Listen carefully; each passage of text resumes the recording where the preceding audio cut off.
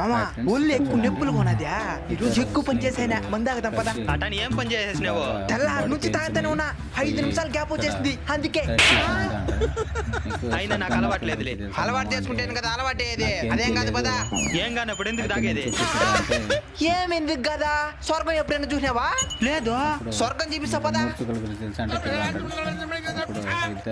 అదెందుక భూమి గుండ్రంగా తిరుగుతుంది అంటారు కదా, ఎట్ట తిరుగుతుంది అనుకుంటావా? ఈ 3 సుక్కల వల్లే. మాలాంటోళ్ళే లేకపోతే ఈ భూమి తిరిగదే ఆగిపోతుంది. అవునా? నేను ఇంకా రేపు నువ్వు చస్తే ఈ భూమిలోనే కదా బూడ్చేదే. అందుకే రేపటి కోసం ఇప్పటి నుంచే దాచిపెట్టినావు అనుకుంటున్నానులే. చెప్పేసి అంటాడు.